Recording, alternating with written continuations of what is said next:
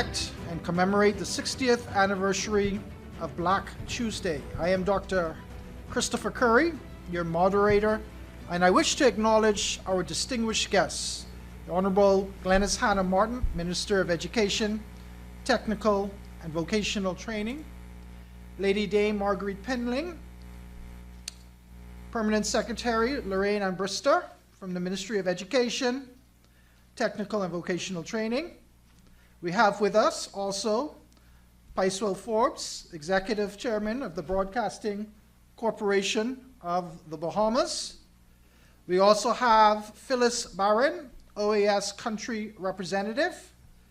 We have other distinguished government officials and persons, religious community representatives.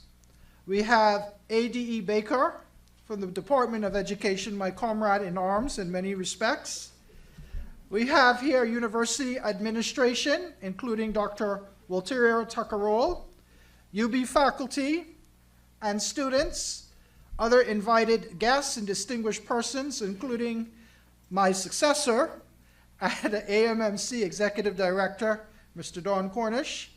We have family and friends, and I wish everyone gathered a warm welcome as we begin engaging in what I consider to be the most important critical conversation about Black Tuesday. Welcome, everyone.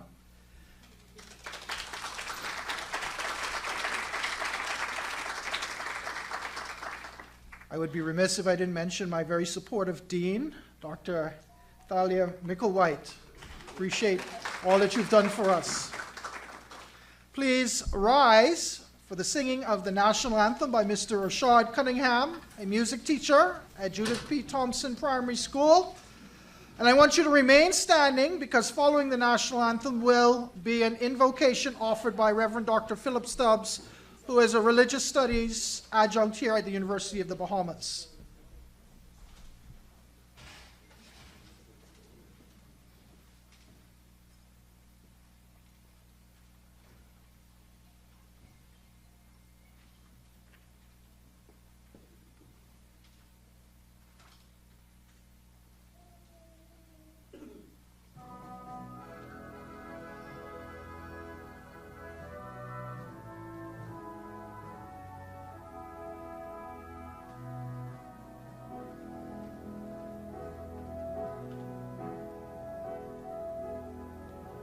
Lift up your head to the rising sun, Bahamaland. March on to glory, your bright banners waving high. See how the world of your bearing, pledged to excel through love and unity, pressing onward, march together to a common loftier goal, steady sunward, though the weather hide the wide and treacherous shoal. Lift up your head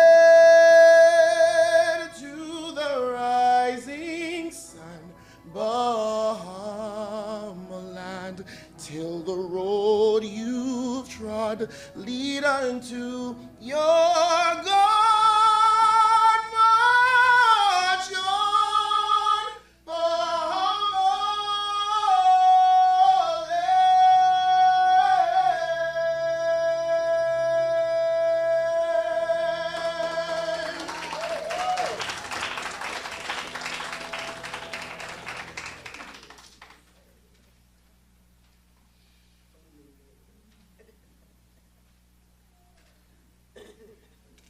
Friends, we begin this moment of prayer with a moment of silence in honor of a fallen colleague who's left us recently, funeralized today, Patricia Clinton Nicholas.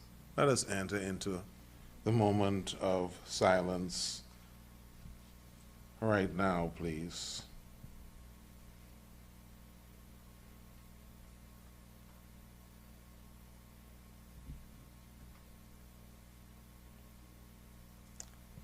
Amen. Amen. And now let us pray. We give you thanks, O God, for this community, for friends and partners who have joined us in our journey this evening. We thank you for this beloved land, the Commonwealth of the Bahamas. We've gathered here to be in conversation, to review and recall our national journey together.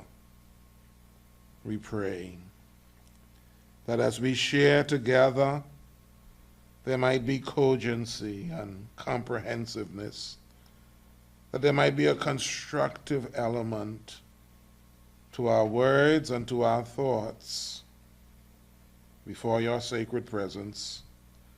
In this moment, we affirm the values of justice and equality, industry, progress, diversity, and we pray for all of us, Bahamians and residents alike, that this symposium will afford us opportunities to deepen our commitment to those values.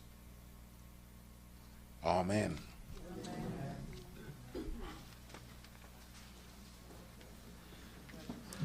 You may be seated. I am not able to sing very well. I've been told that I can't keep a tune, but I know someone who can. Let us give a round of applause for that rendition of the national anthem. I thought that was powerful.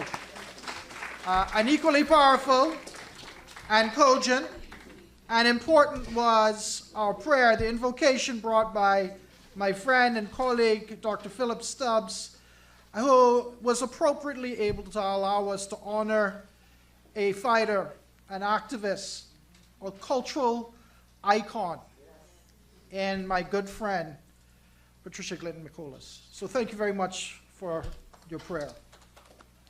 We now proceed with the program, and I will ask Dr. Walteria Tucker-Roll, Assistant Vice President, Institutional Strengthening and Accreditation at the University of the Bahamas, to bring remarks.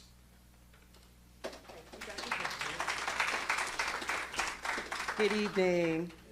Protocol already having been established, distinguished guests, and UB community, good evening again. It is an honor and privilege to be here this evening to welcome you to the University of the Bahamas on behalf of President Janine Harder and the executive leadership team of UB.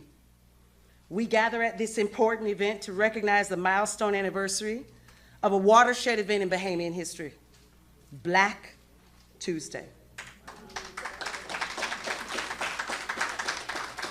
Now, in the words of my esteemed colleague, Dr. Chris Curry, Black Tuesday was, I quote, a historic event marked by peaceful, nonviolent protest against white minority rule, gerrymandering of electoral boundaries, and political corruption and racism, which culminated with the throwing of the mace and the hourglass out of the House of Assembly.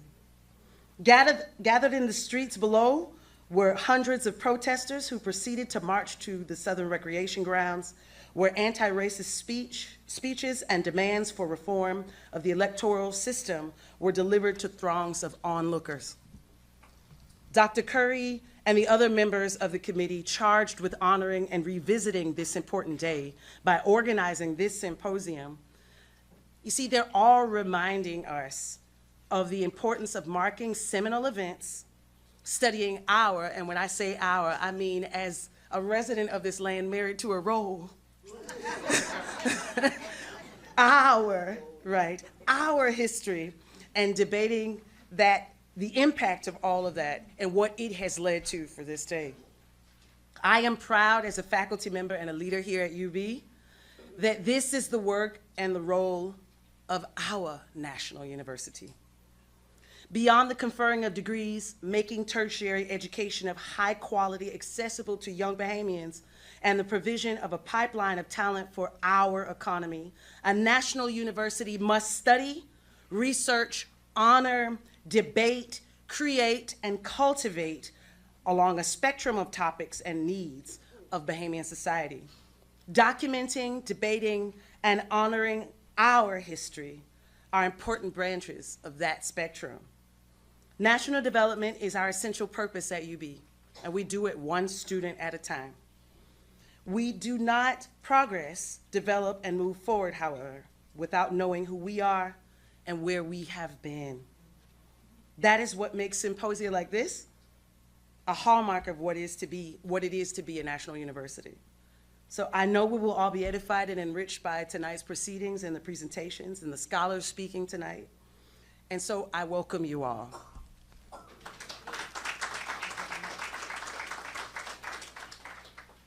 Truly appreciate your comments, Dr. Walter Tucker, so timely and so succinct in capturing what the purpose of a university is and why this occasion is so important. Thank you so much. We now would like to invite to the podium Mr. Don Cornish, Executive Director of AMMC, to come forward to provide his remarks.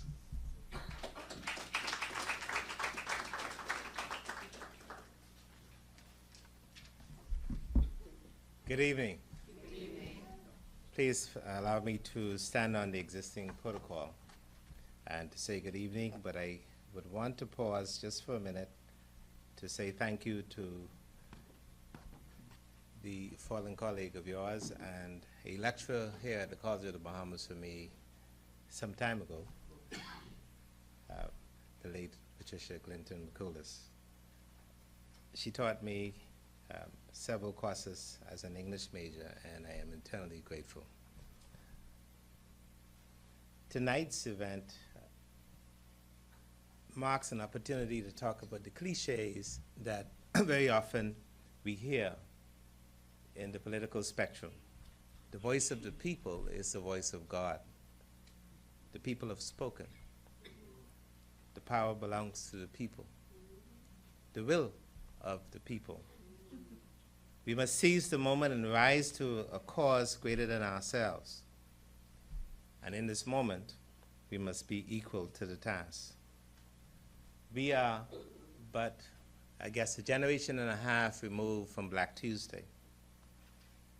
And I want to dispense of my speech just to share with you, if you would I beg you leave, if you'd allow. There was a profound moment for me when I became the director of the National Museum, AMMC. And we had discussions with, of all agencies, the Grand Bahama Port Authority. And we started discussions about the museum there.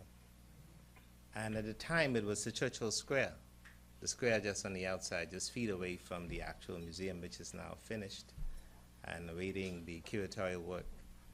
And outside, they took the bust of our good friend, Mr. Churchill, and we placed it with the arm of Sir Lyndon, with shards of the hourglass that was thrown outside by our first Bahamian Governor General. And I think that was probably one of the most profound moments for me. And so we started a conversation about exactly how we can represent that best. And I want to share with you that created this inside-out concept where the people then can have an experience as they enter the space in that square rather than coming to the museum for the experience. And so we'll share more about that as we go on. But I just wanted us to think about what gerrymandering meant in those days. We don't hear the word very much these days. But it really spoke to not only the political landscape, but the socioeconomic question of equality. How do you best distribute wealth? How do you best empower people politically? And so I want us to reflect just a little bit on the role that we play in memorializing these kinds of opportunities, using the yardstick that the Port Authority actually gave us, and looking at public spaces in a unique way to provide an opportunity to represent these moments in a more tangible fashion, as with any mature society, whether you're in Berlin, you're in London, you're in London or elsewhere, excuse me, and we start to talk about really what is truly the best representation of empowerment and of equality. So I just wanted to share those words with you. There's much to be shared tonight, and I'm happy that members of our team are here. You came to hear them and not hear me. And I wanted to say thank you so much for the opportunity.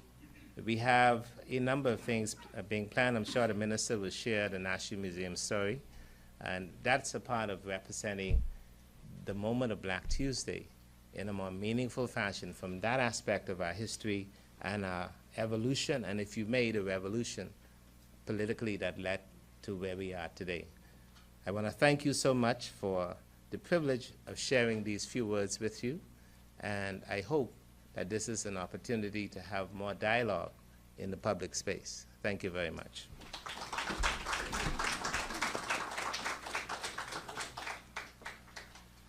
Thank you very much. And what I like about Executive Director Cornish is he is always making sure to promote the monument side to AMMC.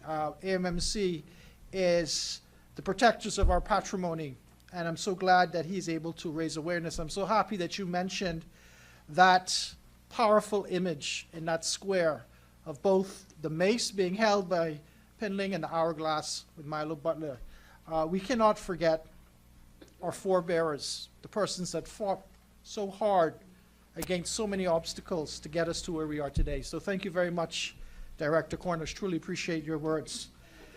It is now my honor, it is truly an honor to bring forward to us a visionary minister in Glenys Hannah Martin. She is the Minister of Education, Technical and Vocational Training, and she will provide remarks on the significance of Black Tuesday's anniversary. Thank you so much for being with us today.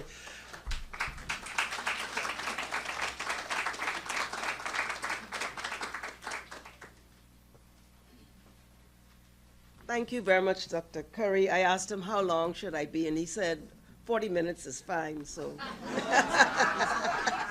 He actually said 10, so I'm going to read fast, because I have the 40-minute speech.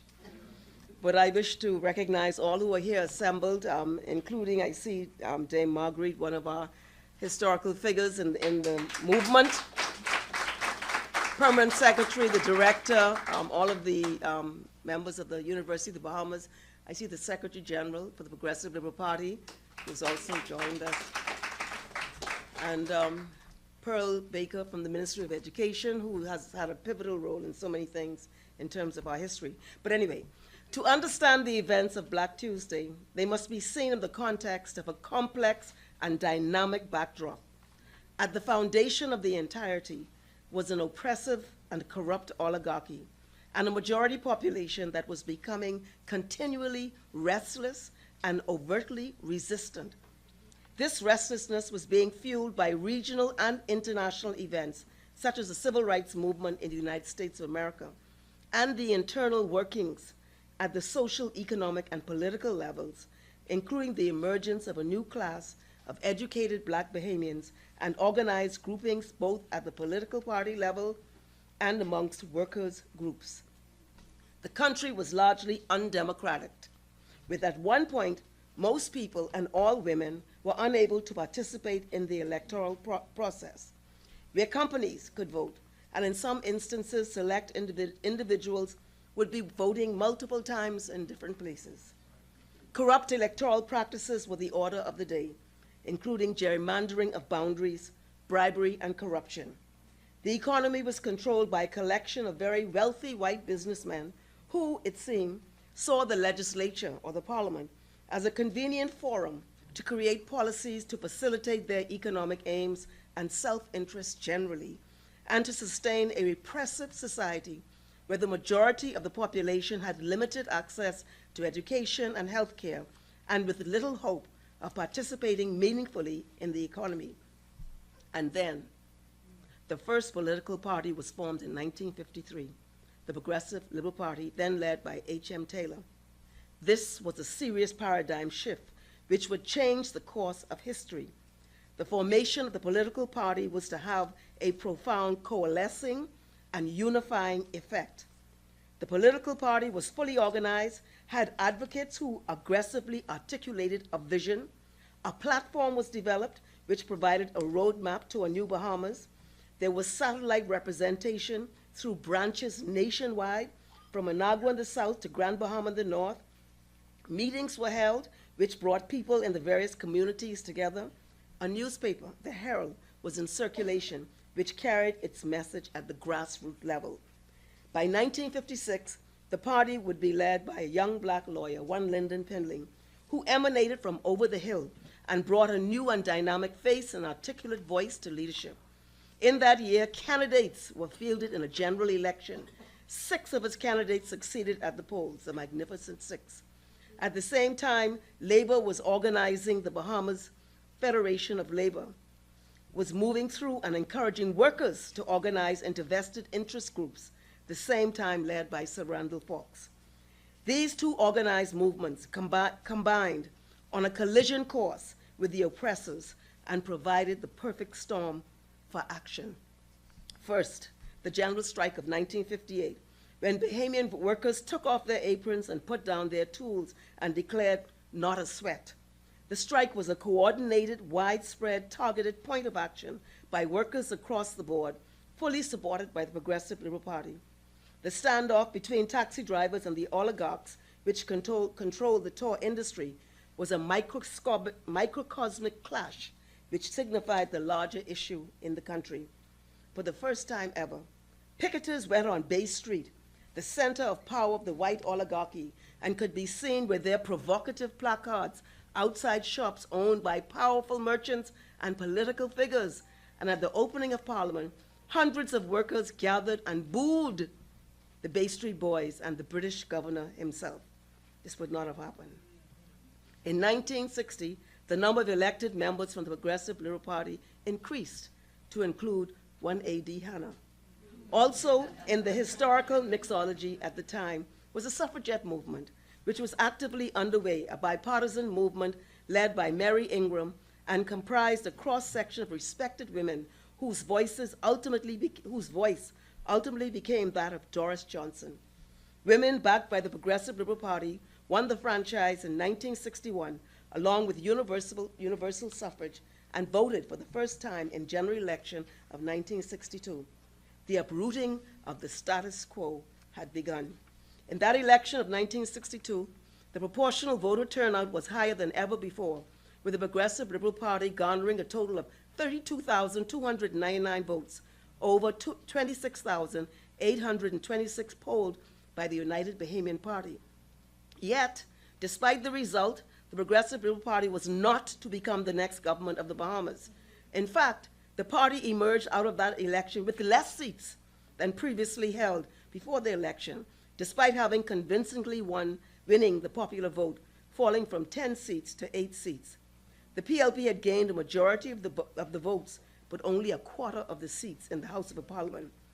This perverse result was made possible by what Lyndon Pendling, leader of the PLP, called, and I quote, an evil electoral system, punctuated by a number of perverse strategies deployed by the then ruling UBP, which included the manipulation of constituency boundaries, the disproportionate distribution of seats where more seats existed in the out islands as compared to New Providence, which had a larger population with less seats. The second significant strategy that they deployed was a combination of bribery and intimidation. January 7th, 1964, the Bahamas attained self-government. On the 12th of June, 1964, 10 months before the sequence of events which have come to be known as Black Tuesday, 3 women, poor Cat Island farmers, were sentenced to prison for contempt of court in a quieting action where the petitioner was their member of parliament, H.G. Christie. In and around the same time, H.G. Christie was knighted by the Queen. In April of 1965, only days before the day that is now known in the history as Black Tuesday, the then Premier of the Bahamas, on hearing of rumors of trouble that might occur when Parliament was to next meet, was quoted in one of the national dailies as saying, and I quote, "We have for many years now been building a prosperous country. We have before us the opportunity to continue on this course. But everything can be ruined in a moment of careless and violent conduct. Do not be persuaded to take part in disturbances which will injure yourself and your family." In this prosperous country that the Premier claimed was being built by the UBP, education in the masses had been described as being intentionally underfunded. Only 6% of children went on to secondary school. The only government high school had an allocation of 100 children annually for a school population of 30,000 children. Access to health care was constricted by lack of facilities throughout the country. Participation in the economic life of the Bahamas was frustrated by a deliberate policy which limited opportunity for the overwhelming majority of the people. The unjust setback of the general elections of 1962, which effectively thwarted the will of the people, only served to further fuel a simmering fervor that was brewing in the Bahamian electorate. On February 4th, 1965, the Constituencies Commission report was delivered. It was 1962 all over again. While New Providence contained more than 60% of the population, the Out Islands continued to have almost double the number of members of Parliament. During the debate on the Commission's report, both Milo Butler and Hannah were named by the Speaker of the House and physically ejected from the House of Assembly when they refused to abide by the 15-minute rule for their speeches, decrying the corrupt and undemocratic principles embodied in the Boundaries Commission report. The debate continued in Parliament on April 27th. The Progressive Liberal Party determined that based upon the ignoble track record of the United Bahamian Party, and in all the circumstances, the time had come for dramatic action to be executed. It was on this day, in the words of Sir Randall Fawkes, that the mace flew out of the window. It is reported that the House, comprising the very wealthy racial minority, who nevertheless formed the majority in the Parliament, were paralyzed in stunned silence. Activated in the square below, however, was a throng of people. They came from the east, they came from the north, and they came from the south. They demonstrated by sitting down defiantly in Parliament Square, refusing to be moved. Many of them were physically carried away by police. A newspaper article published the following day, recounting those events, noted that several women were among those lifted and carried away. The masses then assembled on Southern Recreation Ground, which had become the site for the political meetings and the place for the freedom cry. In less than 2 years, on January 10th, 1967, the Progressive Liberal Party would form the next government, marshalling in what is now known as majority rule. Black Tuesday has been the subject of many writings and analyses. This is so because it marked the beginning of the end of the reign of the United Bahamian Party's chokehold on the development and advancement of the Bahamian people, and the beginning of a new era in the lives of the Bahamian people. It was organized, widespread mass mobilization, and strategic political action at its best, Black Tuesday. I was very interested to read the media accounts at that time, and it was very heavy with editorializing, chastising as villains those who we now hold up as heroes in our country. The many newspaper reports which ridiculed and sought to persuade the Bahamian people that it is in their interests to vote against their interests. This and many other more modern instances, without comment, I'm not commenting, make the convincing case that the history of our people must be written. And that is why I am deeply gratified that next week, on the 29th of April, on the same sacred grounds where our forefathers and foremothers raised their cry for freedom, the Ministry of Education will launch the first ever modern Bahamian history text for high school students, written by Bahamians and entitled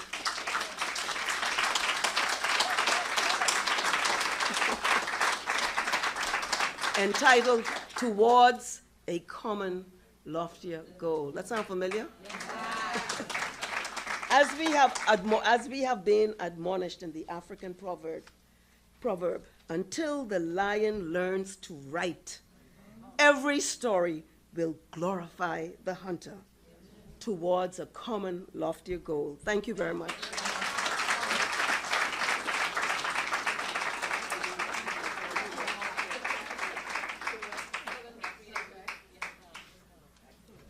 I have a confession. I'm moved.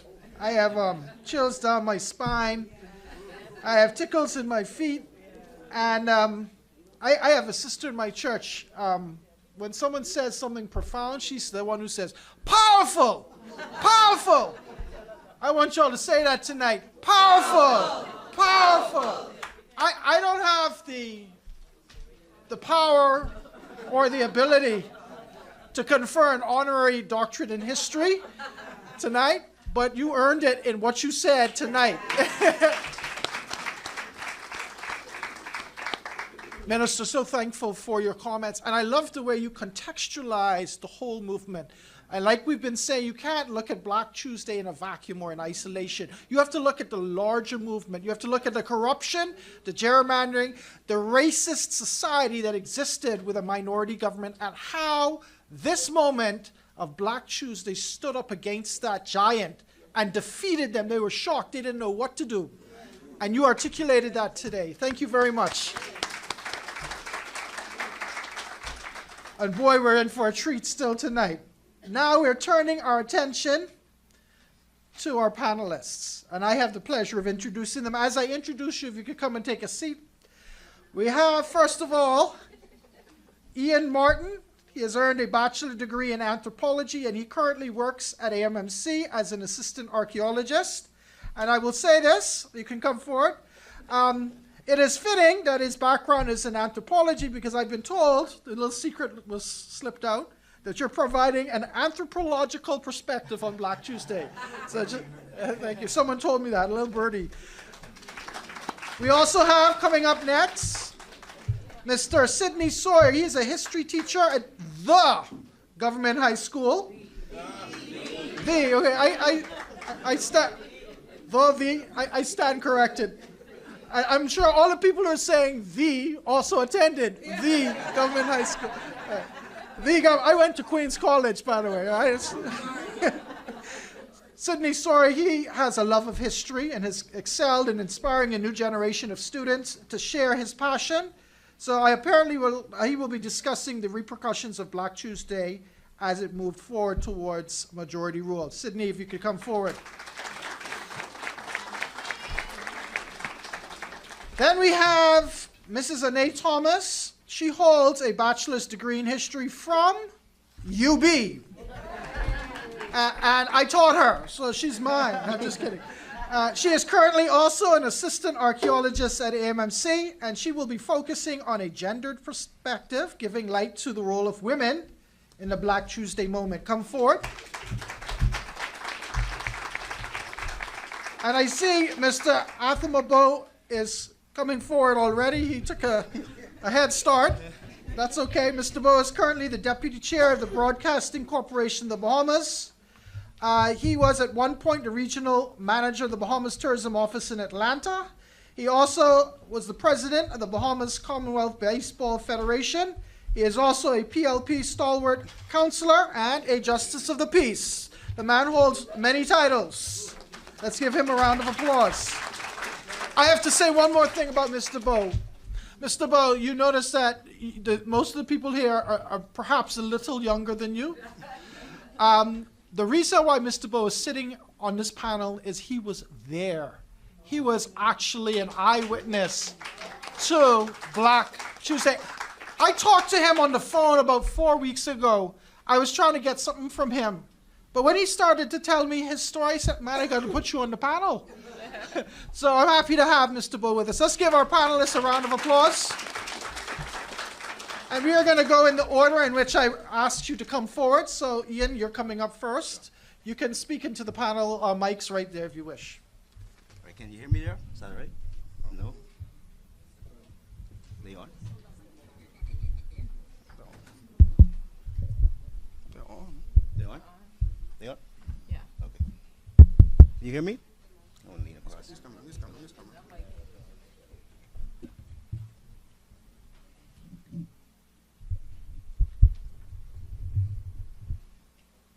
Hello?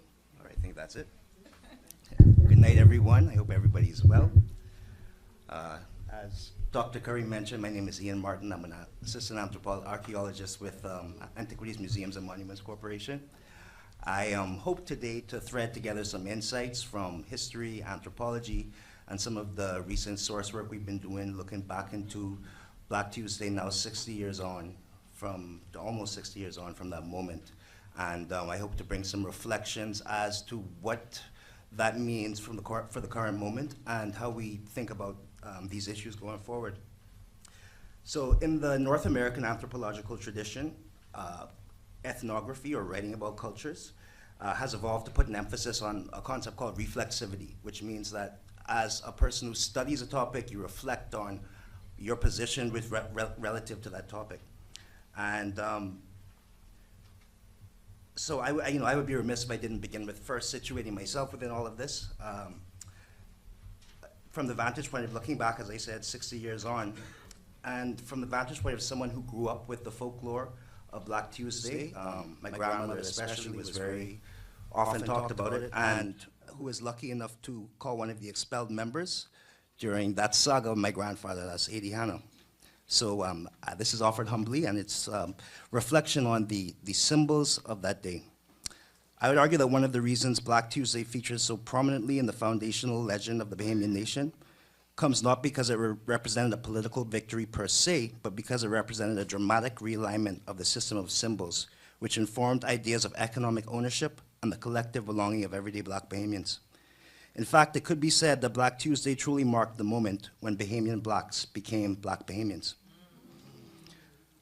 Of particular interest for me in this brief reflection is the symbol of the mace. The mace as an object has ancient roots as both an icon of pristine authority and a weapon of war and punishment, possessing the power to bless and to bludgeon. In the context of Black Tuesday, this dualistic function of the mace was brought to the forefront of political discourse.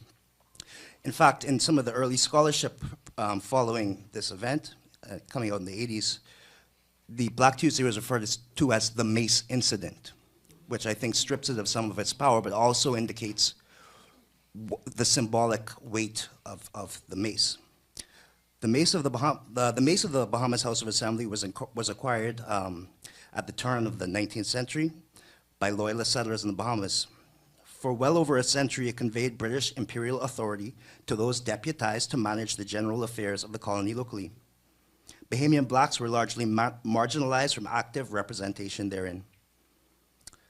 But in the lead up to Black Tuesday, by January 1964, there was a new constitution in the colony, affording internal self-rule to the people there. And the ruling United Bahamian Party, with a number of their representatives descended from the loyalists who acquired that mace, had a novel authority to wield it to preserve the local status quo under the provisions of that constitution.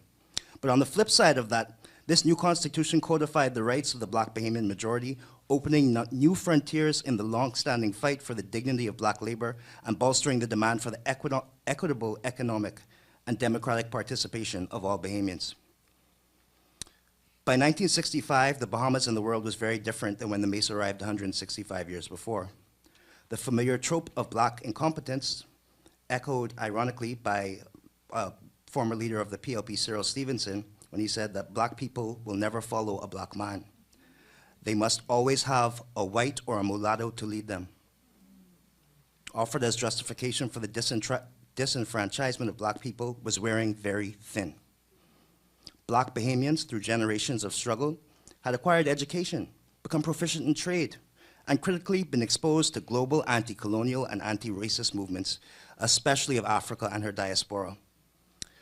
I had to reflect in reading Randall Fox's effusive description of his children's four-hands performance of Grieg in his well-known autobiography there, that, you know, he describes them being in their stylish parlor, they're very well-to-do friends, and the UBP is making this argument that the Bahamians are not, black Bahamians are not ready to take up the mantle.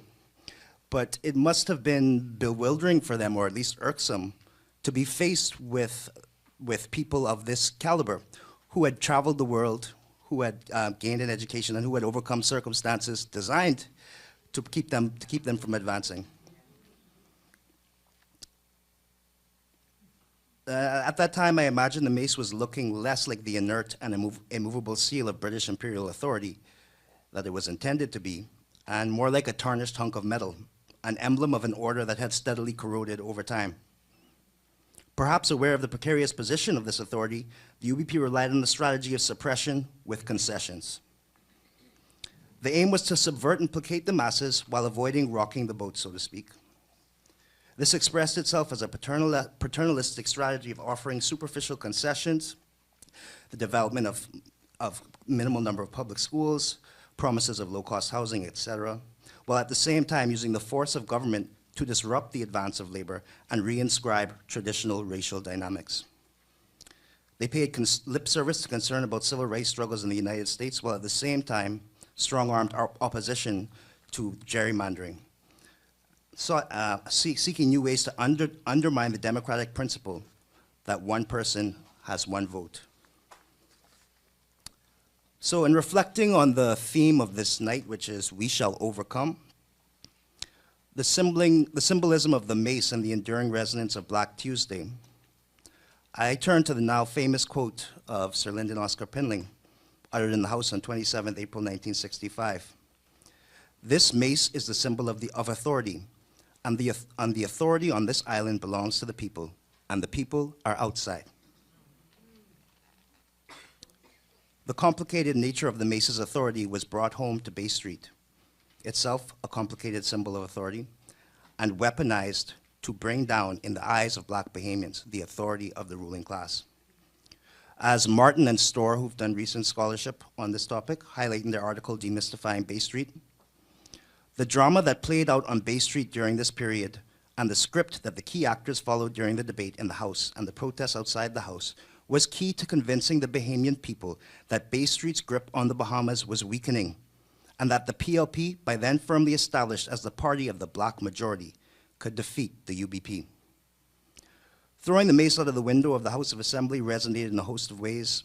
As observed in that quote from Storr and Martin, it was iconic of the political maturation and confidence of the Black Bahamian electorate, but it also resonated with the common struggle of African diasporic peoples at the time and other decolonization movements.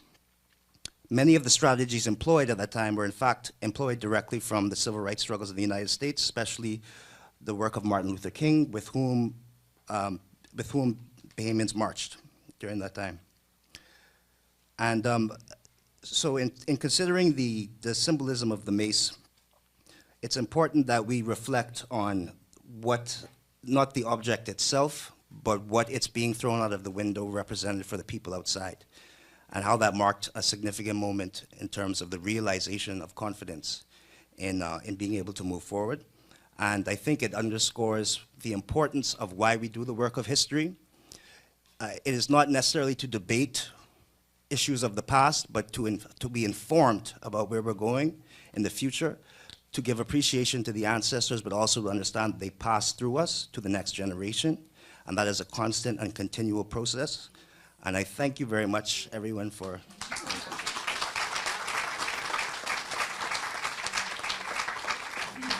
That was powerful. You know, they say the apple don't fall far from the tree. But we'll have words now from Sydney. Thank you very much. Good evening, everyone. Good evening. Allow me first to say how exciting it is and nerve-wracking to be here in a room of former lecturers, friends, former employees, present employees, and future employees, fraternal brothers, and others who are here to support. I thank you so much. I should like to begin what promises to be a brief presentation by thanking Dr. Chris Curry and the team for inviting me to be a part of this must I say, elite panel. This, I feel, is my introduction to the world of academia in the Bahamas. I deem it a privilege to have been counted among the young historians asked to present my perspectives about Black Tuesday in the Bahamas as we commemorate its 60th anniversary. To know me is to know that I love education. I enjoy the process of learning. Certainly one can consider history to be my jealous mistress or sweetheart. It only made sense that I married my two loves, and as a history teacher and social scientist, I begin each school year with a discussion on the importance of history, and it always leads to a quote by Marcus Garvey: "Without knowledge of history, we are trees without roots." And this timeless metaphor speaks to the necessity of a firm foundation and a system of constant sustenance. Just as roots ground trees and provide nutrients, so too does history. And it is therefore against this backdrop that I talk about the effects of Black Tuesday on the Bahamas. This blockbuster event, forever etched in the annals of history, was the result of built-up tension held by leaders who were tired of being silenced. Silenced in a house that they had been elected to, with the task of representing the real authority on the land, the people. One of the first effects of Black Tuesday was the boycotting of the House by the PLP members. Dame Doris Johnson writes, "The PLP agreed to boycott the sessions of the legislature until the boundaries question should be resolved in a more satisfactory manner. All PLP members observed the ban except Paul Adderley, Spurgeon Bethel, and Orville Turnquest. More than boycotting the House, protesters held placards that said, 'Boycott Bay Street.' Certainly, they wanted to hit the oligarchs where it hurt. And very often when doing research on Black Tuesday, you will often see the picture of my biggity Uncle Adriano being dragged out of the House of Assembly. I'd imagine he had to boycott after such an event. Another one of the immediate effects of Black Tuesday was the exodus of the late Paul Adderley from the Progressive Liberal Party. Dame Doris Johnson, again in her book, The Quiet Revolution, stated that Paul Adderley, PLP representative for the Western District, strongly supported the action, even declaring, "As far as I am concerned, we did not go far enough." That's all I have to say about it. A position he was to change when the PLP later decided to boycott the assembly meetings. He left to form what became the National Democratic Party, or the NDP. Although this was short-lived, I believe it proved and continues to prove that other parties are emerging in the Bahamas. And as if an act of fate or the divine, this very topic was the essence of history, of my history BGCSE coursework in 2015.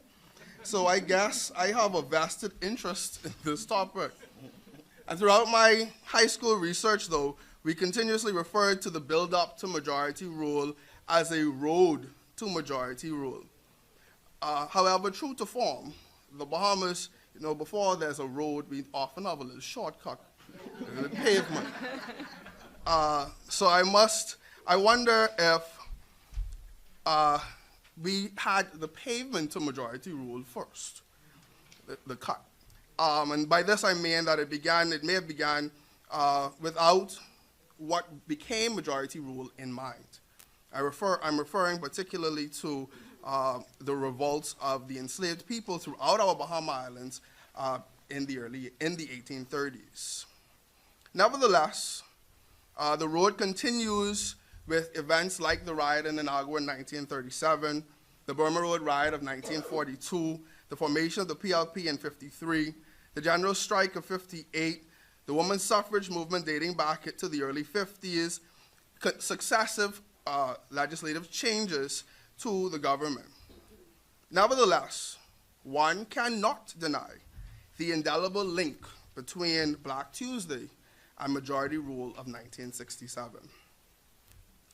You know, as I was preparing for this panel discussion, I'm simultaneously preparing for the centennial celebration of the government high school tomorrow. And in doing so, I recognize that the school started on April 27, 1925, pinning through the mace on April 27, 1965. Penling graduated from the government high school. I don't know if it's coincidence or providence, but it's kind of a poetic justice, if I do say so myself. Penling's assertion that the authority belongs to the people and the people are outside ignited a kind of spark that I believe still burns today. Majority rule symbolized the achieving of two of three rather pivotal aspects to Bahamian existence: political equality and social equality. Each day there ought to be a push to achieve the third, economic equality. Nevertheless, Black Tuesday tied both of those things together.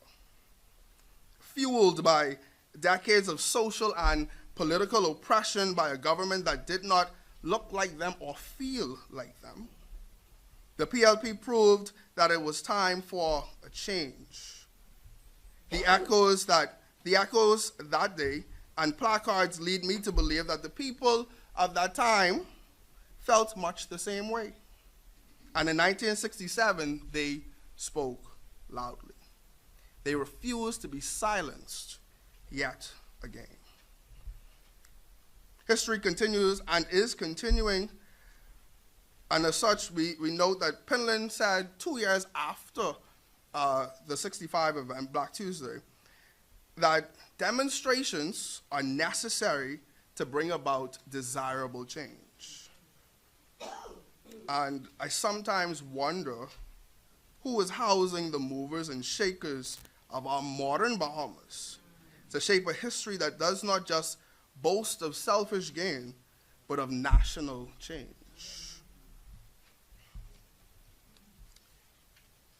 The real Black Tuesday is still talked about today because of its careful planning and its ability to cross political barriers and achieve a greater goal. And as a teacher, I recognize the task I have in ensuring that the generation behind me is not just aware of the event and others in Bahamian history, but that they are inspired by it just as much. And this is why I am more than excited for the launch of that new history textbook that tells the story of our people. That day, with the shattering of the ancient mace, and like I said, we were doing the research the same time I was in high school, so I was doing literature coursework as well. And I remember reading Lord of the Flies by William Golding. And the mace being hurled out of the window reminded me of when the conch was also hurled as well, and it was destroyed. It shattered into 1,000 white fragments. I believe it was Piggy that said that. And again, that moment for us in our history symbolized that it was time to start again. Black Tuesday meant it was time to start again. Tonight, we stand in the shadow of giants. Black Tuesday was not just a day of protest, but a cry for freedom that echoed across every island, every soul, every future yet to be born. It was my purpose, when one act of defiance lit the fire of a revolution that gave rise to majority rule and eventually to a sovereign nation. Thank you.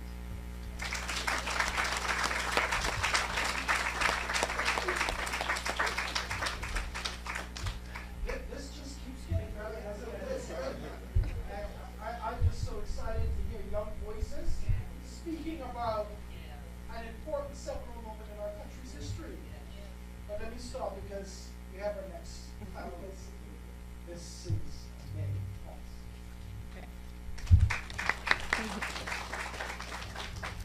Good evening, everyone. Good evening. And with such good discussion so far from my fellow panelists, I am very nervous about my presentation. I deviated a little from what I originally discussed with Dr. Curry as my discussion, and I chose instead to focus on the crowd, who are the people. So for my contribution to this panel discussion in honor of the 60th anniversary of Black Tuesday, I have chosen to focus on the crowd, the often overlooked force that shaped history.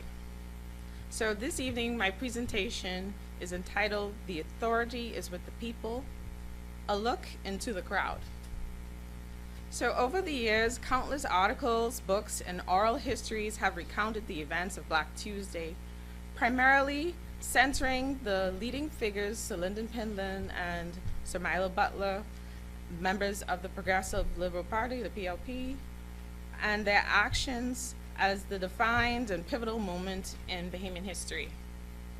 Yet the crowd was the living, breathing mass of people who transformed this act of protest in this defining movement, has often been relegated to the background.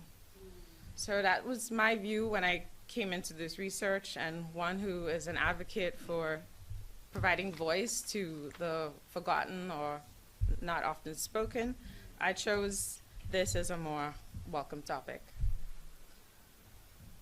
So they're often relegated to the background, obscured by the symbolism of the mace and the hourglasses being flung from the House of the Assembly.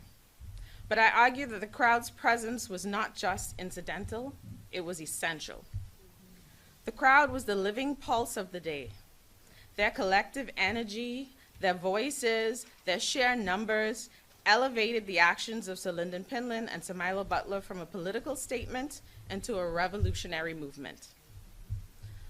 As a historian, I am acutely aware of how history is recorded and who gets left out. The traditional narratives are often shaped by those in power, by those with the pen, and the press. In the Bahamas as elsewhere, this has meant that the stories of the poor, the working class, have been marginalized and even reduced or erased from our records. When we examine Black Tuesday, we see the same pattern played out. The crowd is frequently mentioned, but as an anonymous, faceless entity, a backdrop rather than an active participant. Yet without them, the defiance inside the house would not have carried the same weight. The first thing most accounts note is the crowd's size. So estimates range from 500 to 3,000, a staggering gathering for this time. And to put it into perspective, I'd like to use something that we are all familiar of, our junkanoo, and the amount of people that come into Rawson Square to sit and observe their favorite junkanoo, particularly the Saxons or the Valley group. Everyone comes in a huddle at the time, and that gives you a rough estimate of the amount of people that would have been present in the square at this time. So only this was no junkanoo celebration. This was a show of strength and numbers. The crowd size alone was a statement. They outnumbered the police that were gathered, the ruling party, and their presence was intimidation without violence, a physical manifestations of the people's will. And then they raised their voices.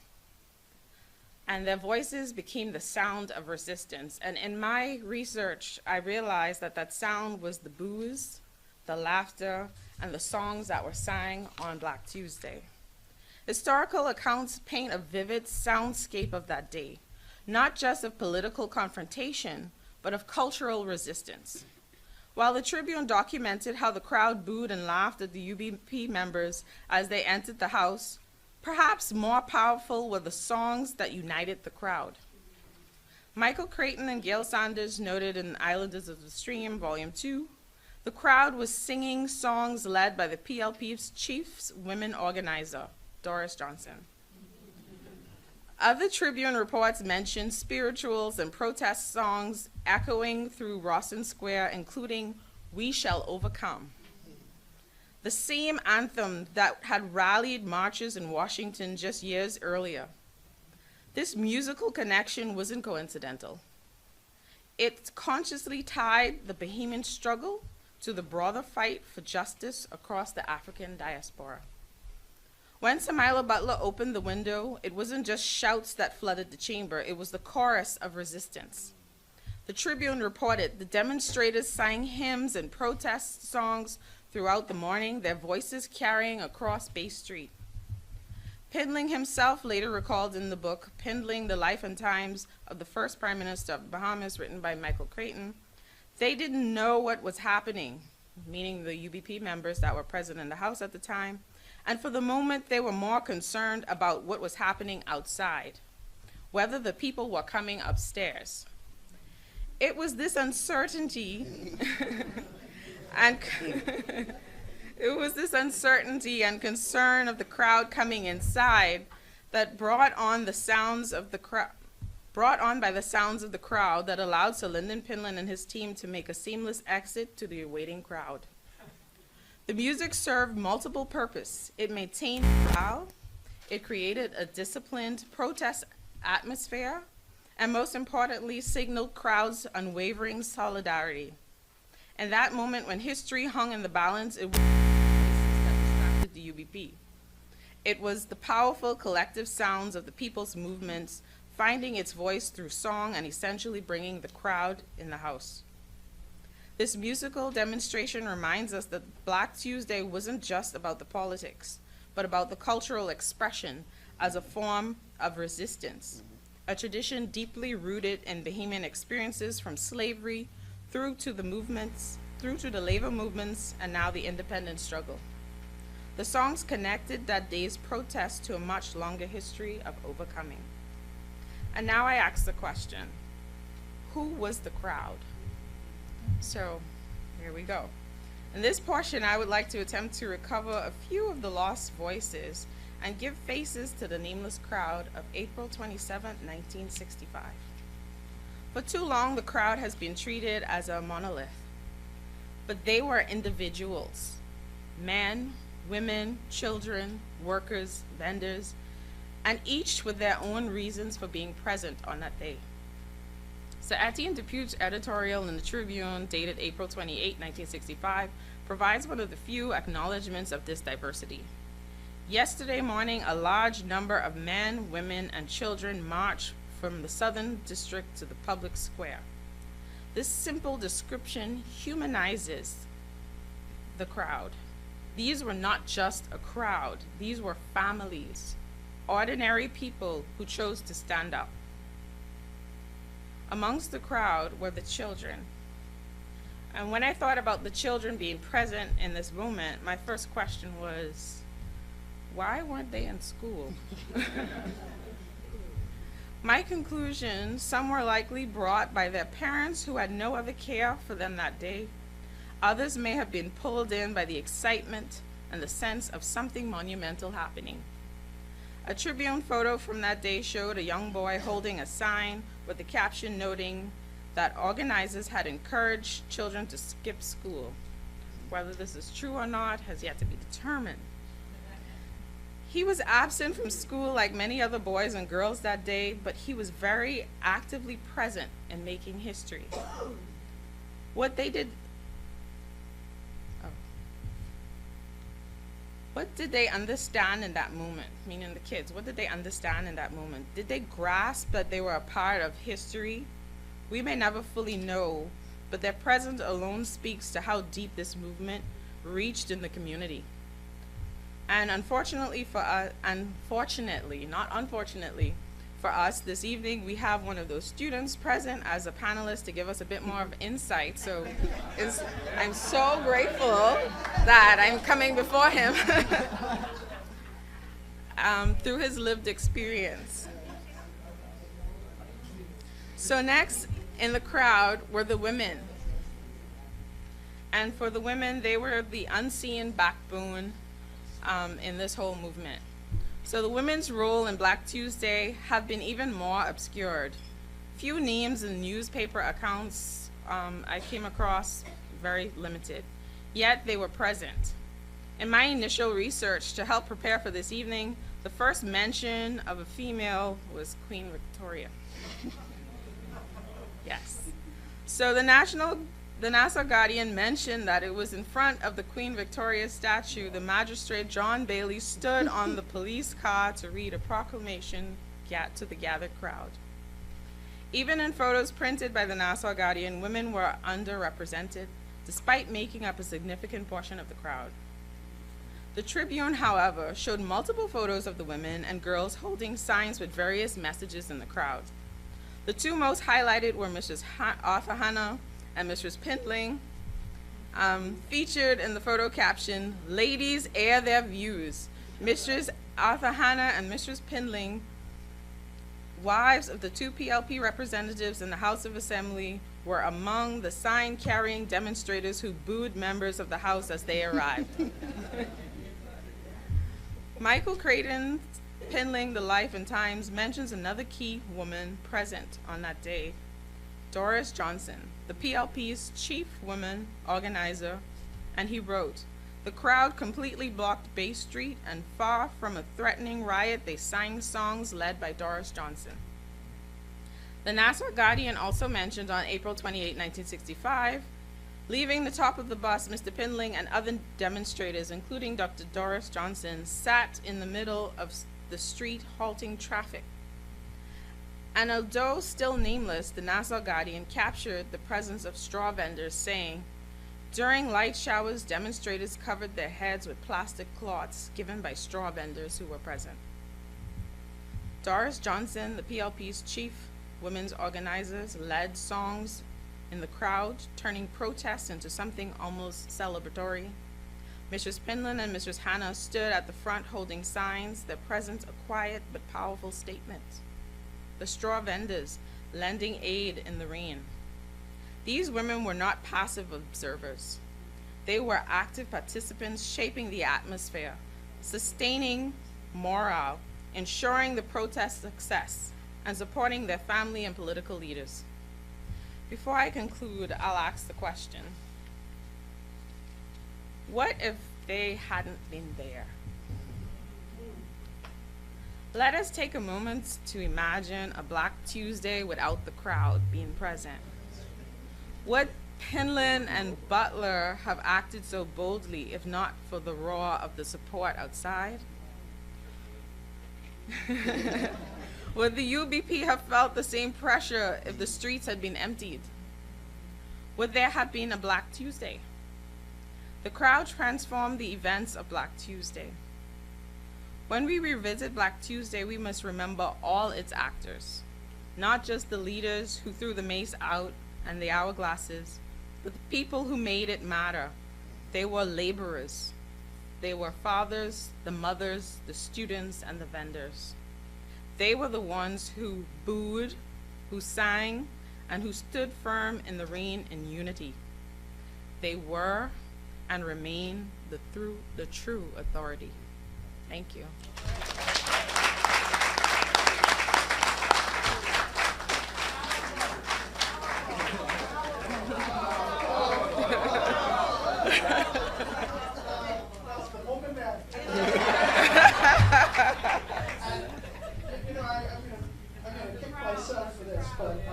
I just kind of completed working on a book project. But Ms. Baker, I feel like we have a book project right here. Yeah, because we have the multifocal analysis here through these three presenters. And each of them could be a chapter in this book. But I'm ahead of myself. And we now have a young man with us. He ducked school. He played hooky. He ducked the truancy officer.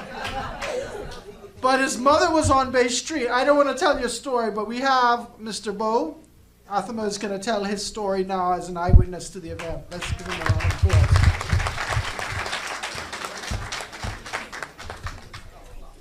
Thank you very much and good evening.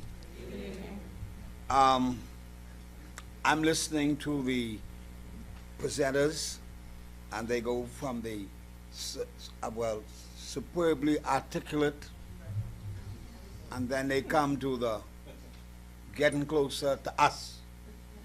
And then arrive at this question, what would have happened had the crowd not been there?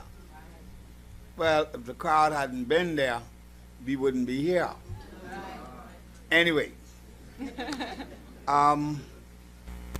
I believe that we Bahamians reviewing our history must become more serious.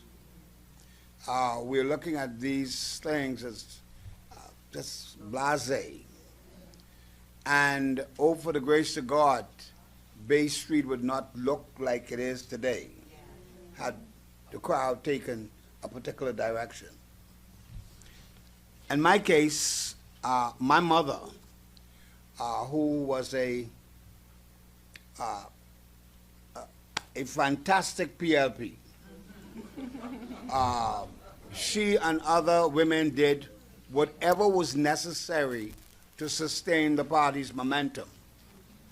And I don't want us to trivialize these people as if they had no sense, as if you just clip your finger and they do whatever you say.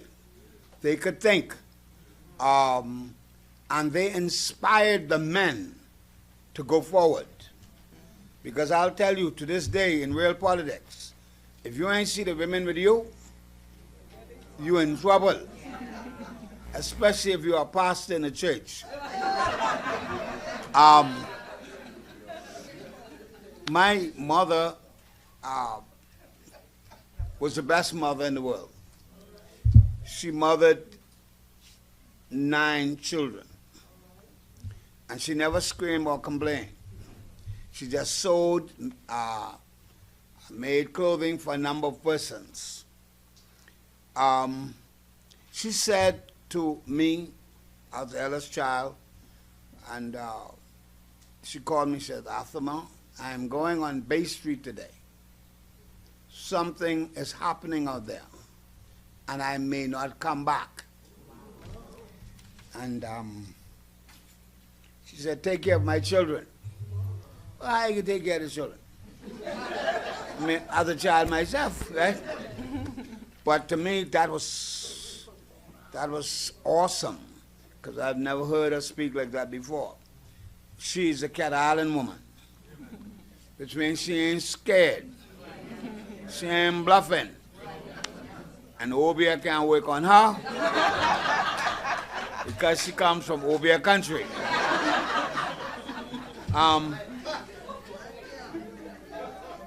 So I said to my mother, yes, ma'am. Which meant I was saying, I will not come out there. But I knew I was lying. I had to lie, because if I had said anything else, she may have done something else to cause me not to go to school or wherever else. And I went to St. John's College on the top of Market Street. And you had assembly, and the headmaster was a priest. He said that there's an activity on Bay Street, anybody who goes out there will be dealt with severely and put out of school. I wasn't checking, right? And a voice said, I know somebody who going.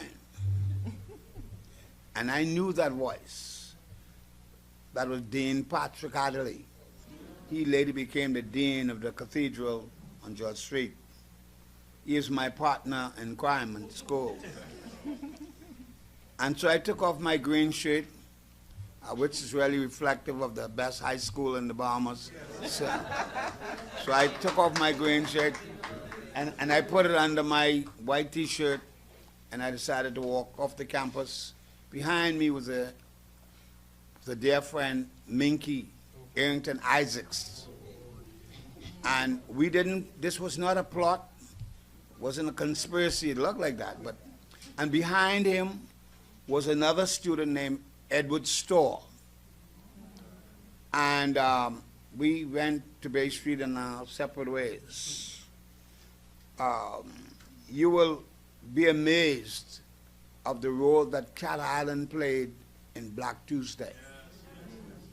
Because all of us up to now were from Cat Island. Patrick was, I was, Miggy's descended, Edward Storr. all of us. And I went on Bay Street to witness what could have been happening with my mother. I wanted to see who can beat my mom. And when I got there, I saw my mother and a police in the middle of Bay Street kind of walk. She had his uniform torn right down to shreds, and he had her face beat right up, and she's bleeding and stuff. And she was in having a pity pot fight. And I wanted to go over the barricade to help my mother. And the police came and grabbed me by the seat of my pants, so to speak. I didn't know when they grab you in the seat of your pants really how far their hand could go, but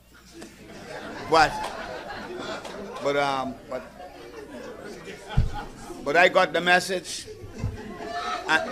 And he said, listen, we have orders to arrest anyone who go across the. He says, I'm going to look after your mother. And she starts screaming while she's throwing blows, and she was screaming for Clarence Bain. And she said, Mr. Bain, da-da-da-da-da. And Mr. Bain came from some part of the house and said, put that woman down. And they put her down. She went back in the middle of the road again to renew the fight with that same torn up policeman. And Crawley, they brought him from the traffic department, and he's biggity. And he said, and I told her to take that woman off Bay Street. And the police, I think, said, who, you can take him? Which means that based on the mood of the crowd, we can't afford to rile this thing up because this could be a mess in a minute. Later on in my life, and I brought up to be inquisitive, to know, to want to know. And I asked a colleague of mine, I said, you were in that demonstration on Bay Street, Black Tuesday? He said, yes. What did you do? He said, I was in charge of the rifle detail, which was a riot squad. I said, you were?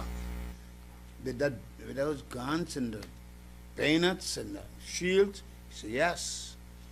He said, I was in charge. That individual later became an assistant commissioner of police, Samuel Hepburn, who was also from Cat Island.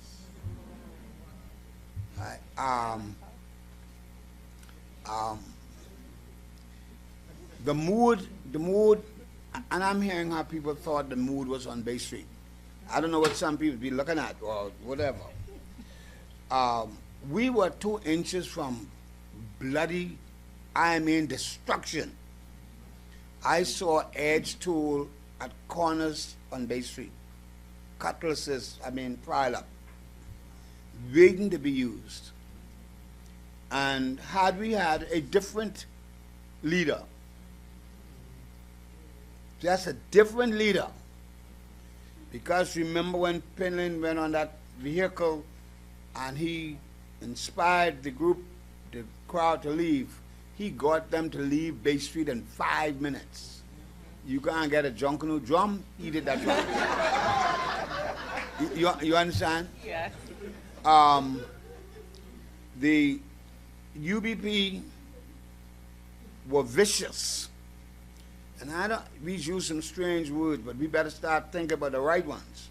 The UBP, having had control over the Bahamas, in 1964, internal self-government, they intended to really get the last hold on the Bahamas.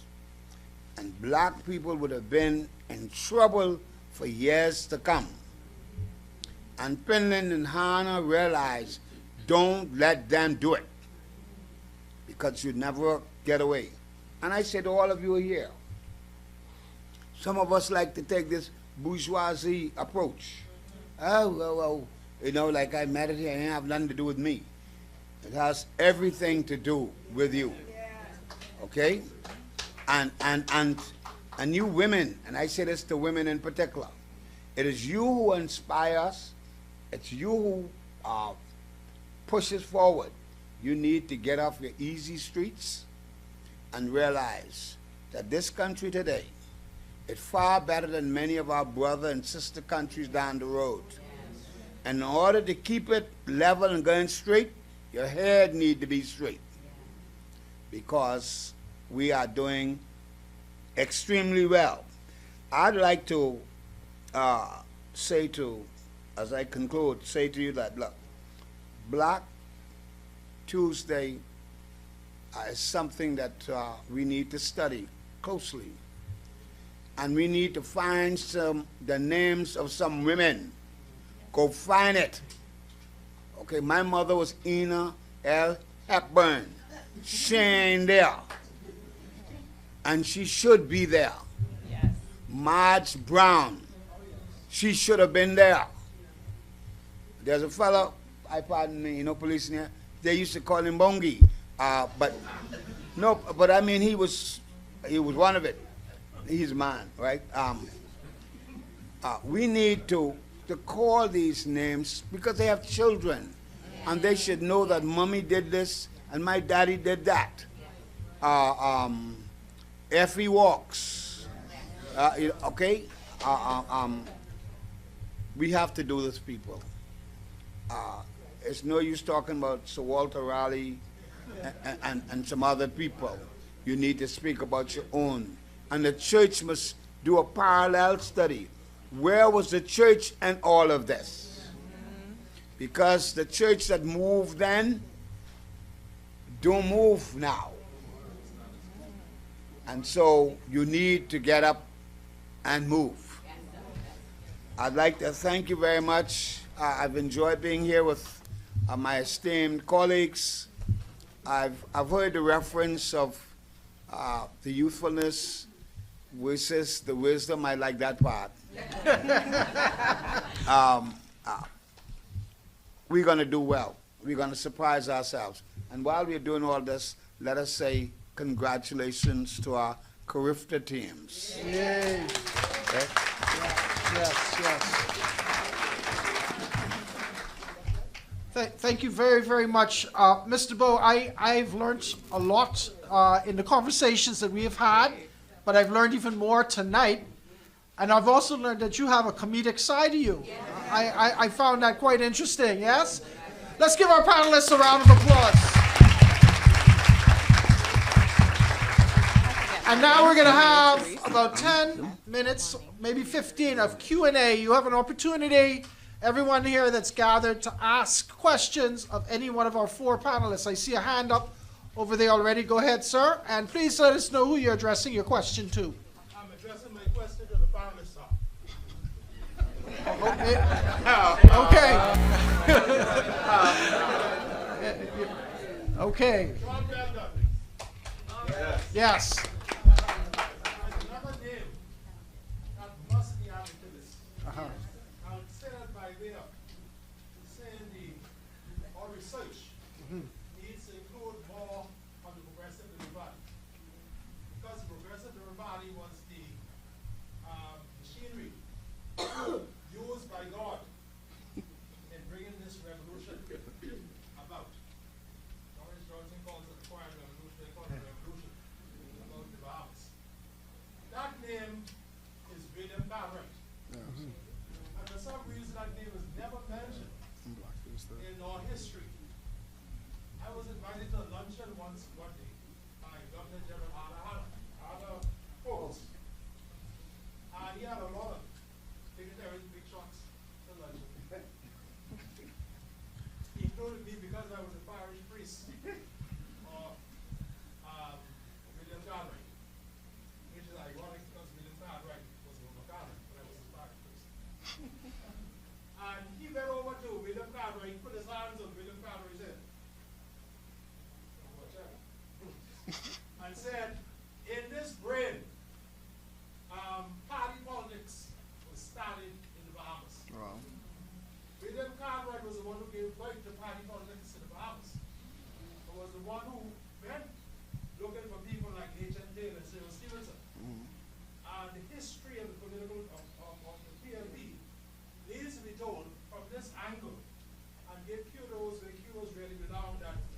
somebody like a William Cartwright. William Cartwright was the one who bankrolled the PLP. PLP had no money. Got the PLP on the road. All right? So his philosophy and all that about the PLP needs to be told from this angle, so as not to forget people like William Cartwright. Okay, I can, and Sebastian Campbell, do you have a question for the panelists? Who at the time was the member of parliament for Canada? How many times, panelists, how many more times can we throw the base out of the Oh my, oh my, oh my. Okay, panelists, any one of you want to comment, respond to what Canon Sebastian Campbell, all the way from San Salvador, I understand? If you have a comment? I'll take it. Give me that one. Yeah. Good evening once again. Thank you for your question, Canon Campbell. I think your question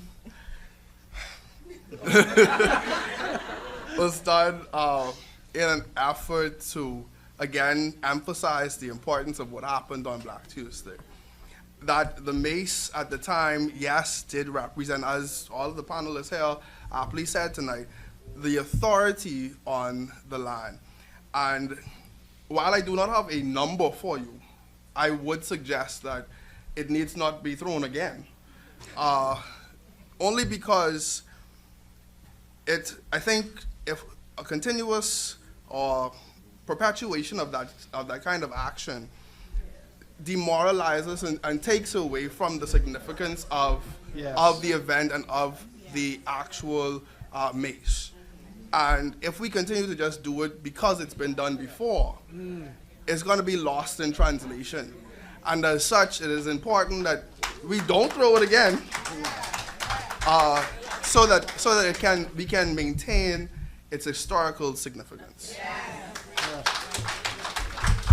Yeah, I think when you try to replicate without appreciating the original context, then it becomes gimmickry. Yes. Right? You lose the value of the original when you try to do something in an environment that isn't the same. So that's just gimmickry and mockery. Right. Okay, good. Now we have another question from... Excuse me. Sorry. The answer to that, right on, no, but seriously, he's just been recognized by the country, the Bahamas, and he's been honored, so he's now right honorable. Father, let me say this to you. I don't think you're going to see the mace leave Parliament window anytime soon, because they have at least put 9 bolts on that now.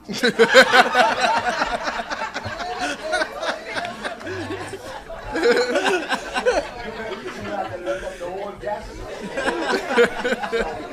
One thing. The second thing is that, as you said, I think the significance of what they think that it could be would only appear to be gimmickry, and they tried it already. I think that what we need to be mindful of, though, another strategy which they're using instead of the mace, that same artificial intelligence and running bogus information all through the social media and demeaning the characters of our leaders, that is serious. And that is what we need to be mindful of, that we are being destroyed mentally, where 1 + 1 is no longer 2. It may be 11, and it will destroy us. So we need to look that in the face for what it is and deal with it. Okay. Panelists, if you don't have another response, I'll take a question from the audience. Dr. Walter Tuckerall. Thank you so much, panelists. Mrs. Thomas. And afterwards, panelist Martin. I am intrigued by the idea of a diverse crowd. And I want to know, have you found any evidence of others other than women and children in that crowd, and what their impact, if any, may have been question. So what I left out of my discussion because of length of time, and I wanted to speak mostly on giving voice to those specifically in the inner crowd. And given the time frame, I haven't done as much deeper research, but I did come across other persons who were spectators. And so some of those spectators included tourists who were visiting, and there's mention of them trying to divert around curious onlookers. Some were a bit confused about what was happening and going on. So they were also present on the outskirts. There was also a reference that mentioned clerks who were on top of the roof at Scotiabank, onlookers as well. And in a very comedic Bahamian storytelling account, there was mention of this particular straw vendor who was kind of on the outskirts, sewing her basket, looking on, and they made reference to her being similar to, or gave them a reminder of a Charles Dickens character. So those were the accounts that I came across of other persons, but they were mostly spectators, so I didn't want to focus on them. I'm also interested in finding out a lot more, and I'll speak more with my panelists on the side about persons who we can name from the crowd and do deeper research into those persons to bring life to the crowd. Mr. Martin, did you want to add to what your esteemed colleague has said? I mean, and he just sums it all up. Okay. All right, cool. I saw my colleague, Dr. Naomi Campbell, sorry, not Naomi Hall Campbell Dean. Good afternoon. Thank you so much for your presentation. So a lot of ideas, right? You have presented so much, and they kind of all stem from. So the overall question is: do you believe, given this history, that Bahamians are passive people? Because I hear this so much from my students. But you know, nothing can happen because Bahamians are passive, right? But this is not a passive history. And so that's the main question for all. But then under that also, thinking about 500 people, right, on Bay Street, no social media, right? Like, not everybody had a phone. Where did the call back?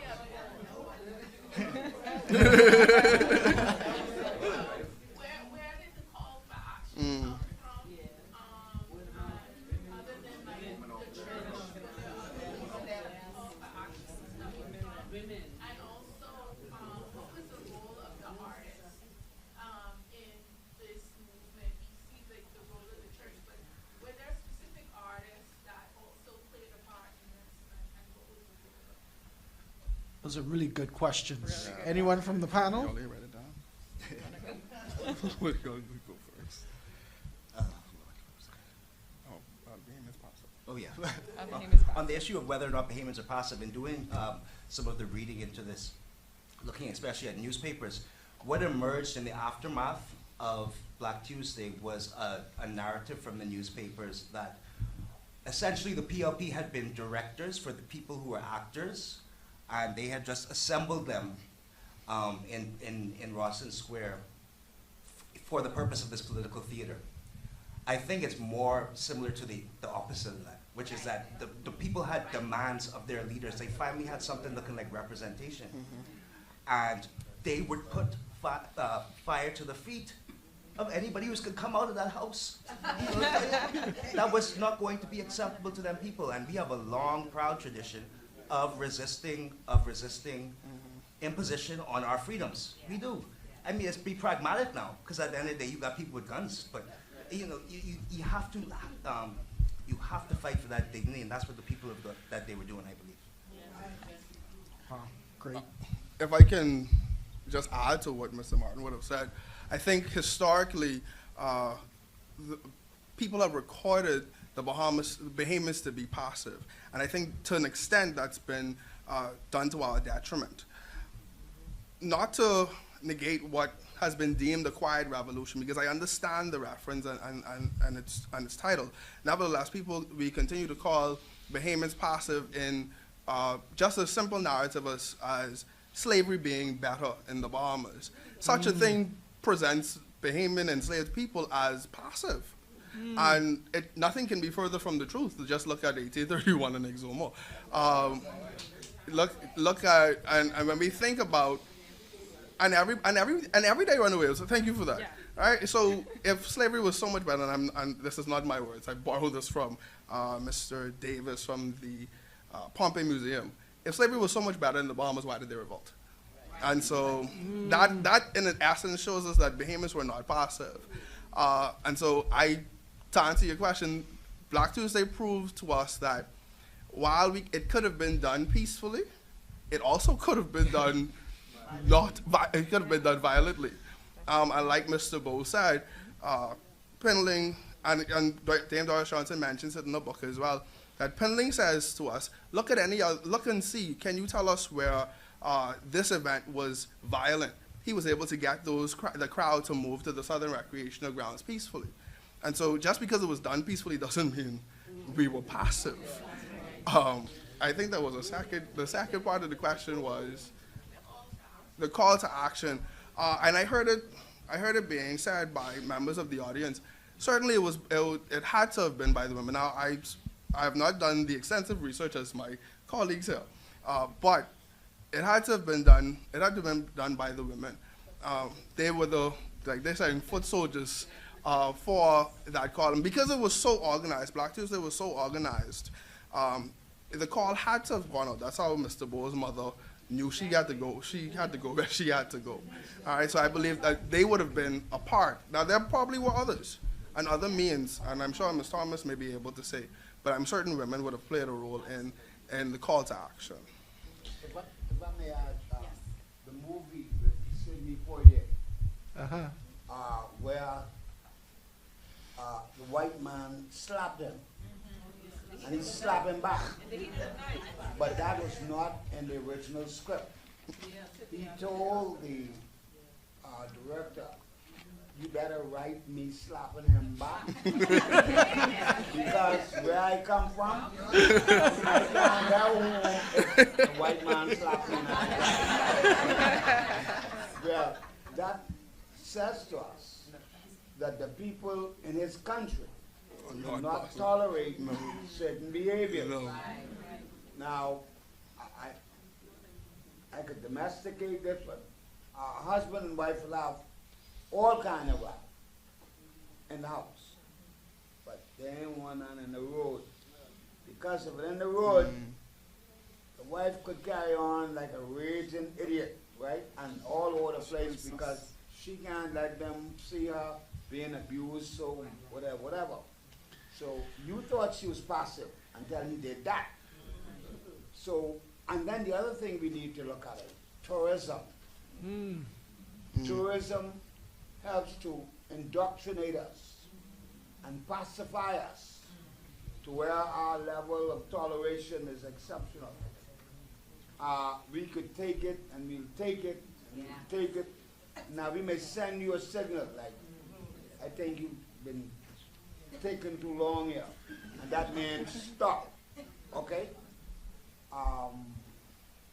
What we need to look at is, as the country becomes a melting pot, more melting, there are persons within us who are more prone to be impulsive than the traditional Exuma, Eleuthera, Abaco person.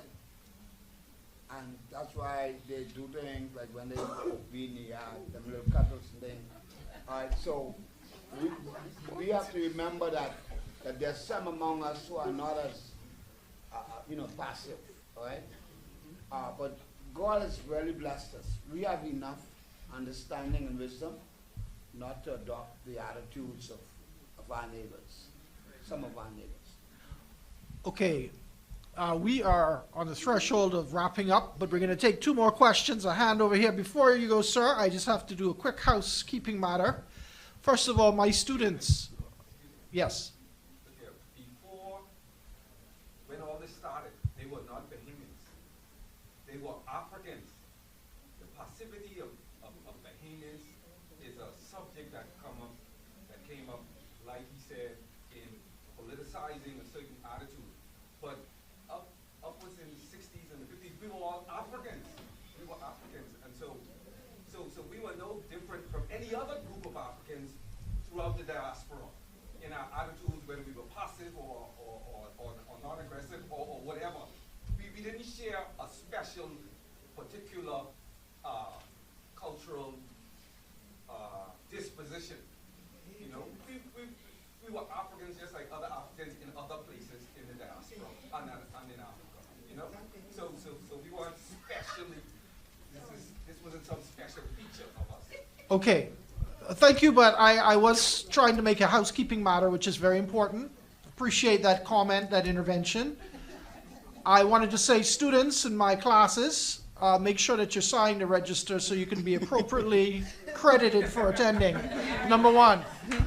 And then secondly, there is a reception that follows immediately after this through those double doors in the back there. We have our caterer who has provided food for those who have attended tonight. We'll take 2 more questions right over here. Yes, this question is for Ms. Thomas. You spoke about the women then and how they were the strength of those women then. You spoke about Ms. Brianna, and I wanted to know your feeling, your sense of feeling and pride, because you spoke about someone and you researched them and they're actually sitting right in front of you. How do you feel about that? Well, thanks for the question. Very intimidating. Because I wanted to make sure that I captured the correct information and the essence of. And so, but it's also a significant moment to be able to speak about someone that I read in the documents and have her present in this discussion. Yes. So I'm really honored and grateful for the opportunity. So thank you. It is quite empowering and impactful to be in the presence of legends, isn't it? Yes. Amen. Yes. Let's give her a clap up. Dame Marguerite Pindon. And the descendants of legends from Acklands. We have 2 generations right here, Minister and Ian, and the grandson of A.D. Hannah. So that is powerful, isn't it? You know what is really, I know powerful is a word we've been using a lot, but I want to say this. You know what's really powerful is that we have young people who can speak so articulately and critically about our history, and it makes me feel so proud to know that they understand it, and that the work that you did is going to be carried on. The baton has been passed to this generation. Yes. Okay, you had a question. Who had a question? Sorry, Miss Roberts from my History 405 class. I remember that class.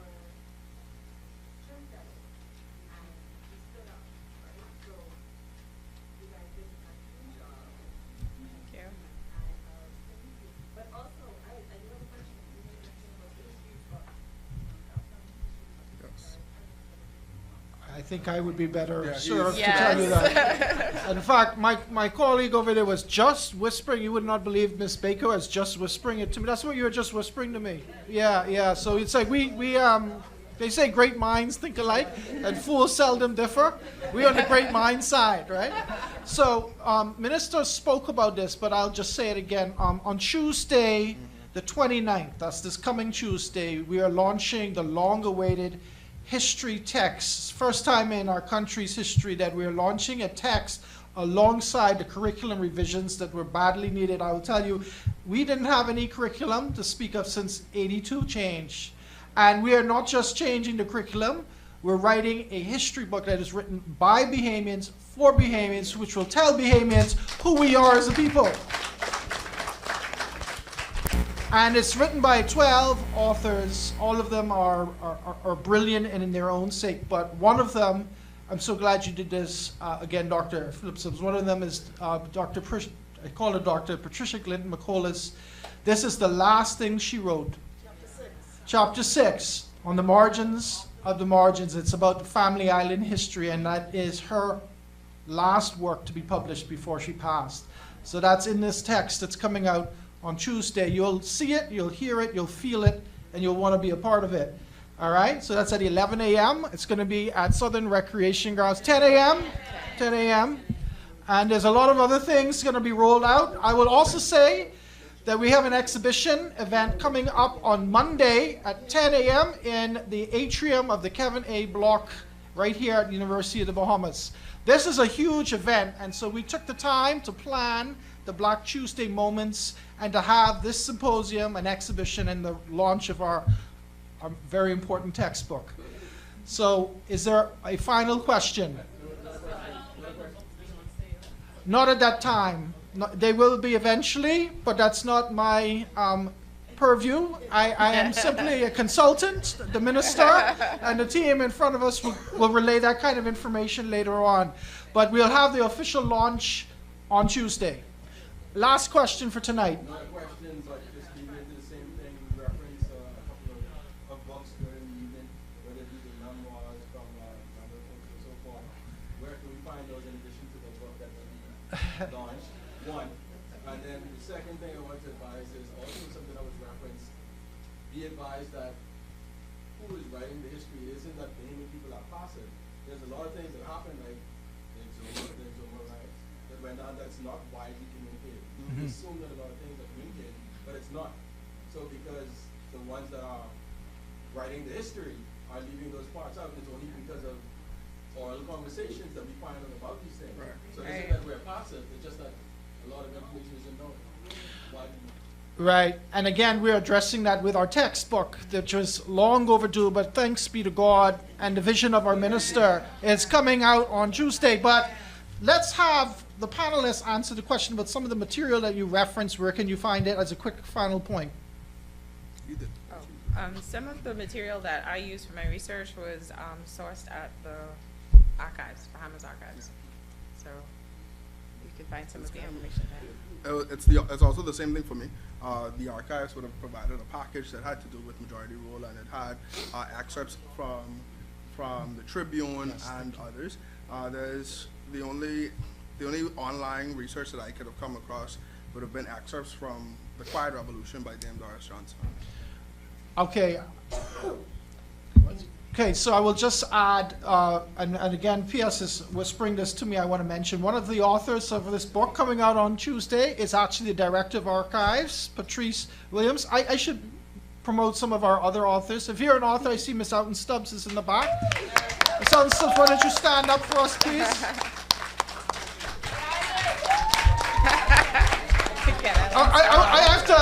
I have to forgive my colloquialism here. I have to big up Miss Alton Stubbs because she wrote the chapter 7B on the women's suffrage movement and gendered history. So her work is in alignment with what you would have heard from Miss Anea Thomas.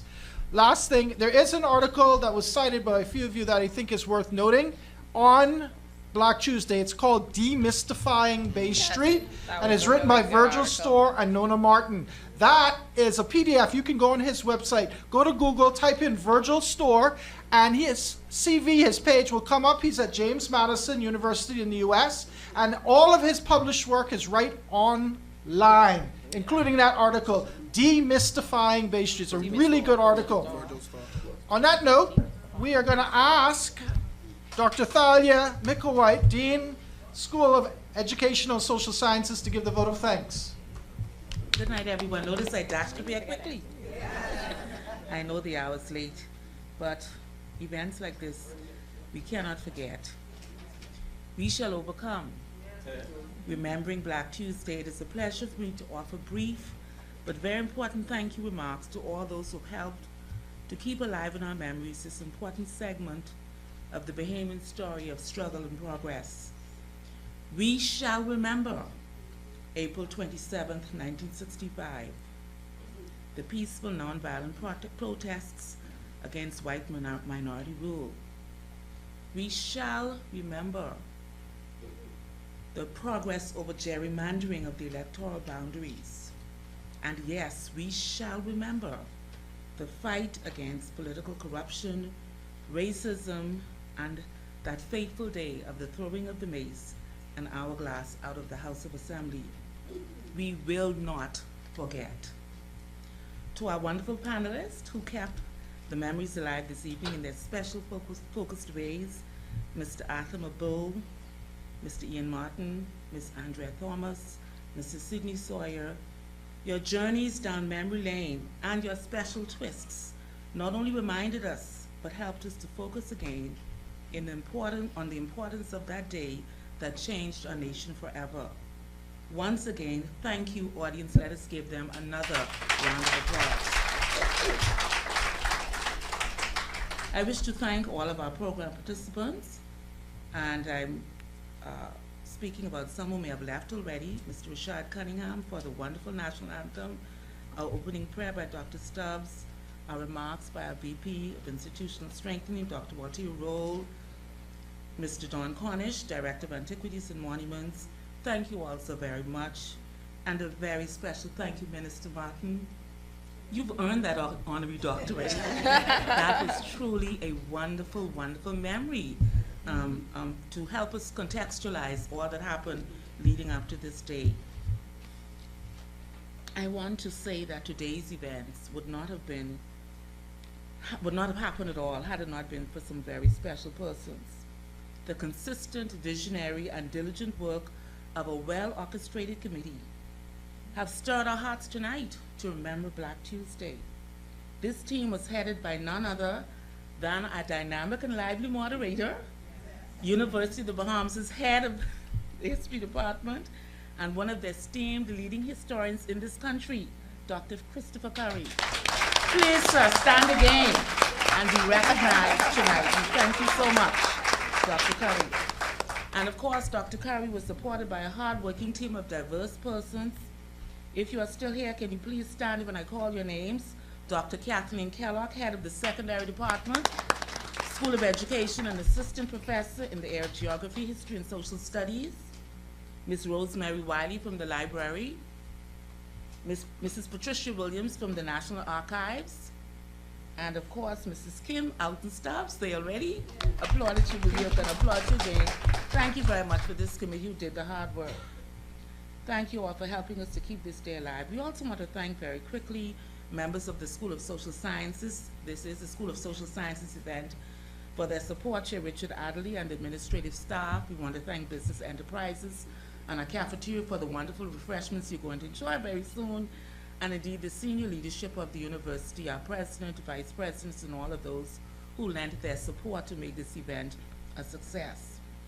Colleagues and friends, UB's noble vision is one that speaks in part to driving national development and building character through teaching, learning, research, scholarship, and service.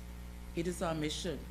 And it is events like this that help to drive national development and build character in our young people by promoting a full awareness of our history and driving into our collective psyches the value of the struggle for the freedoms that we enjoy today. We thank you all so very much for joining us. All of you have come, and let us continue to partner with the university as we hold events such as these that will build our nation. Have a wonderful evening. Thank you.